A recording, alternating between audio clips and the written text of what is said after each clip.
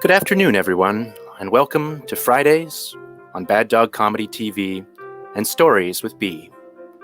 Please welcome your host, B. Bertrand.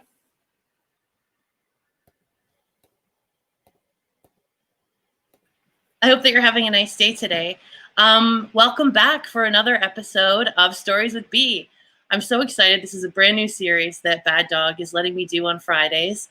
At the starting of the quarantine, I was trying to figure out something that I could do that might be gentle and comforting because everything was so weird. And for some reason, every time I've moved over the years, I've always kept and carried all of my bedtime stories, my kids' books growing up, kept the whole collection and always brought them with me. So finally, they kind of came in use. I just started reading a story a night for a little bit, and I didn't know if it was something that anyone would kind of be interested in. And then it developed this whole lovely, wholesome community of people who just wanted to be read a story, which is really sweet. And now we have over 50. And then Coco Galore, my buddy and who works at Bad Dog, she asked me if I would do a show weekly on Fridays. And I was so excited for the opportunity. So thank you so much for hanging out with me. Each week I am going to have a special friend with me, and we're going to bring them on and we're going to chat about stories growing up and what kind of books they liked. And this week I have one of my most special friends who I love so much. And everyone, please, in the privacy of wherever you're watching this from, give it up for Velvet Wells. Hi, friend. Hi, everybody. Hi, B. Hi, buddy. How are you? I'm having a good day today. Thank you for asking. How are you?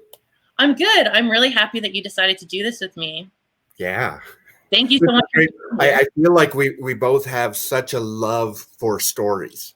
I know we do, and you've even read a couple for Bedtime Stories with B, and everyone loves you because you're so charming and lovely, and I really appreciate you a lot. So you know how I like to start these things off. I like to say, hi, friends. I hope you're having a nice day today, and I hope you're safe and warm and cozy, and you have all your special things, and I hope you have your special drink, which I do. Cheers, friend. Cheers. This is great. I'm so excited. So, Velvet, what kind of relationship did you have with like stories and books when you were young? I developed a love for stories like right from the get-go. I loved words, and I loved the pictures, of course. I was a voracious reader as soon as I understood the trick of it. And that was just it. Like there was this one point where I remember drawing squiggles because that's what words were to me. And then suddenly understanding that word meant bus, that word meant ice cream, and just from there, just voraciously in my room, wherever I walked, I loved reading. I still go back to picture books from time to time with comics now. But growing up, as soon as I could get to a non-picture book, a chapter book, that's what you call them. Once I got to a chapter book, I felt like I can take this anywhere and I can read anything now. That's so awesome. What kind of books did you maybe like reading the best when you were young? What kind of like stories?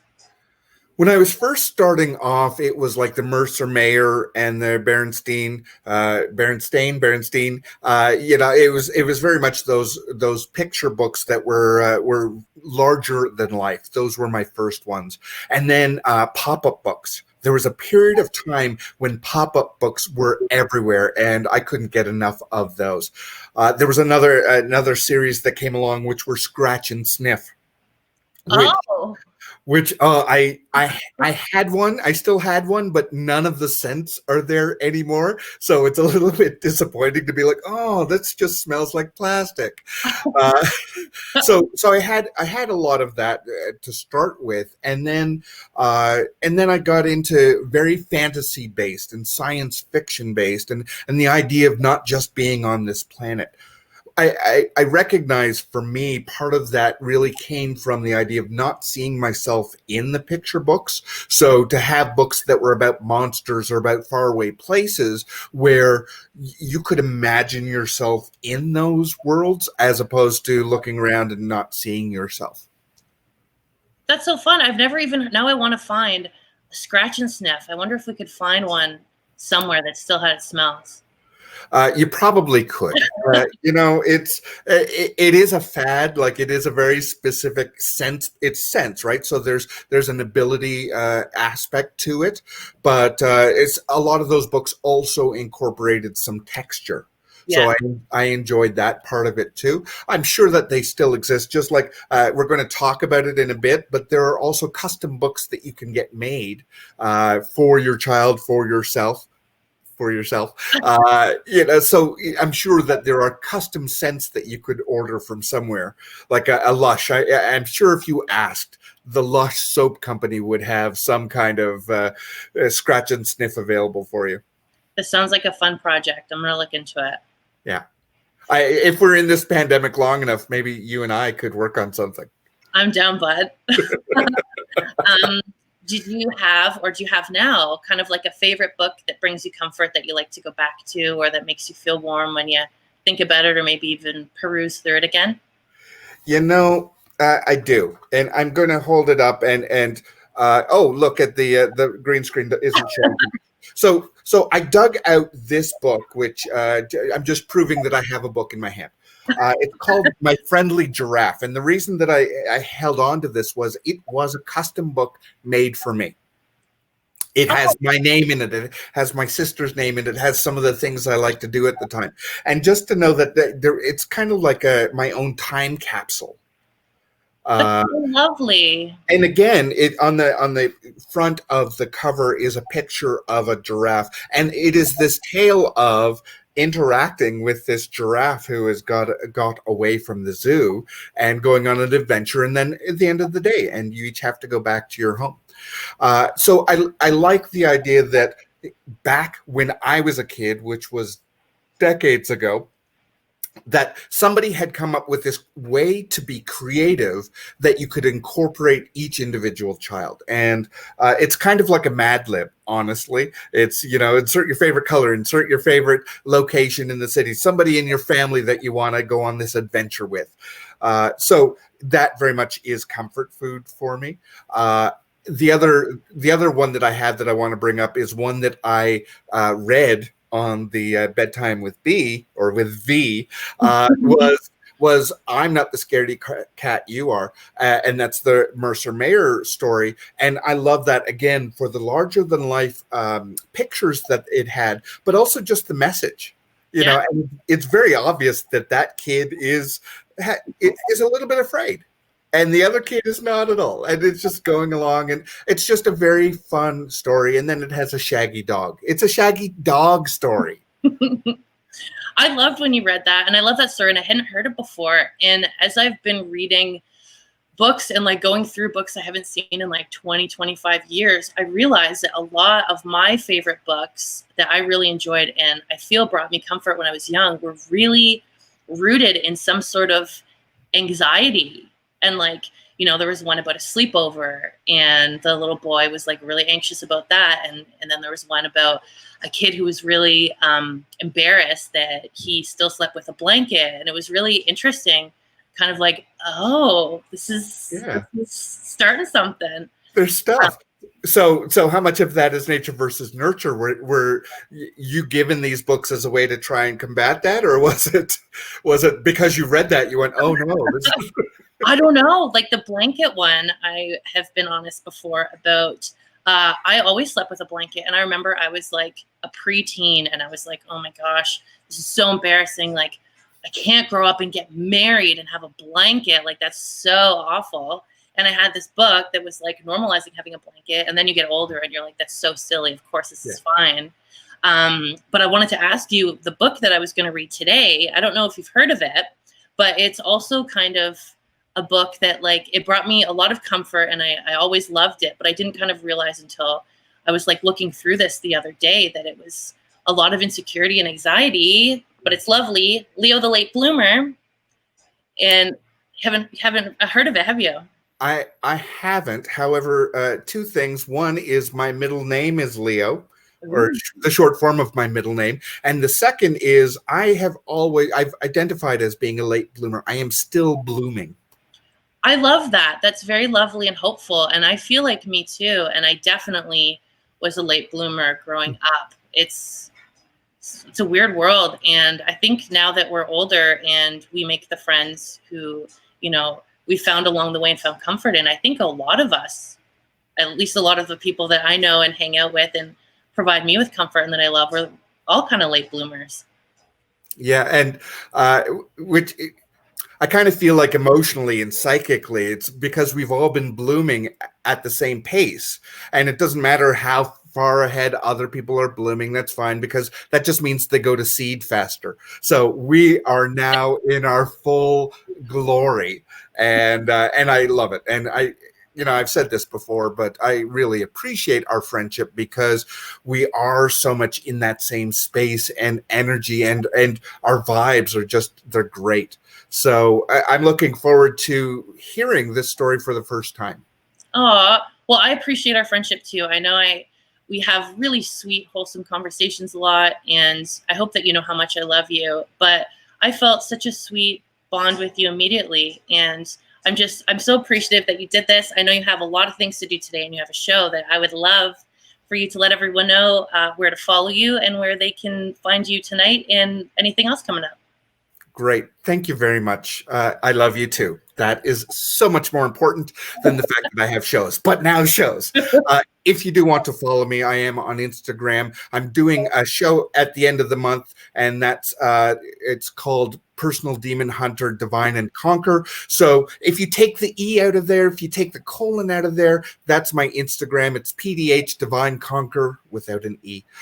So that's the big thing that I'm excited for that's coming up. But tonight I'm debuting with a group called the Black Improv Alliance, and they've created this international platform for all of the Black performers that they know around the world. I get to join them in a show coming up very, very shortly. And then tomorrow with my group, the Dandies, we're going to be broadcasting from Toronto to Chicago and the whole world with our Holodeck Follies, which is improvised Star Trek. And that's part of Genrethon. Out of the group that's in Chicago. That's awesome. And if I can do a little plug, I saw Personal Demon Hunter last year, and it is so thoughtful, and it's sweet, and it's sad, and it's interesting, and it's funny, and it's really, really great. And I'm really proud of you. Thank you very much. This version will have some new stories, so I hope to see you soon. Definitely. And I would like to end this off with how I like to end things off. I hope that you had a nice day today, and I hope you have a great night, Velvet. And you're doing your best, and I'm very proud of you, and I love you. And it's a little premature, but I hope you have very sweet dreams tonight. Thank you. And for you. You're making me tear up. Bye. Good luck with your shows.